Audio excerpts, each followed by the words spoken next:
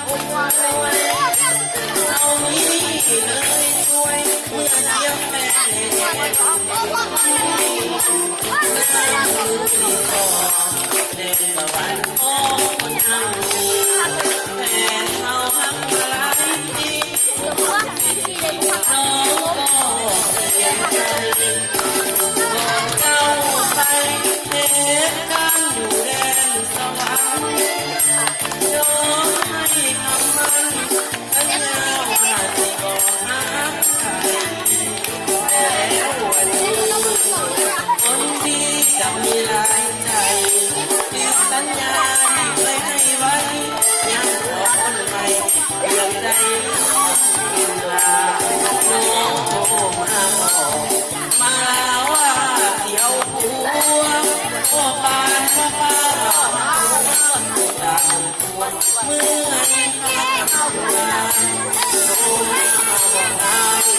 อยากให้ไปร่วมงานที่ว่าถ้าอยากไปเยือนโน่นแต่อยากน้ำตาไหลผ่านงานโน่แดนสวรรค์เจ้าเอ๋ยช่วยพรให้เขากับคนหาขออย่าได้พบความเศร้าหมองคนจงน้อยน้ำต้องน้อยทางเวรชาตินี้อายขอได้น้องอายกันขอชาติหน้า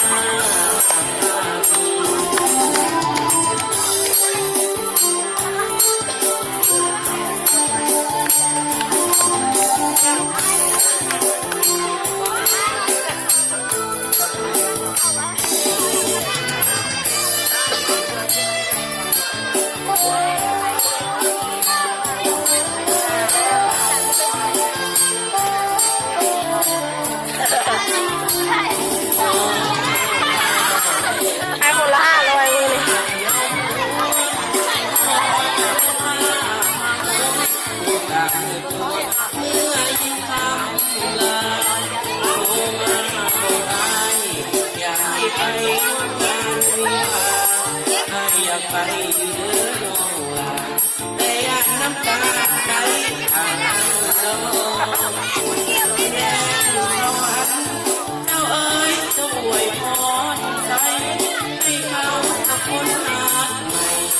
ขออย่าได้พบความเศร้าหมองคนจนน้อยจำต้องถอยห่างเล่นโลกชาตินี้อายบ่ได้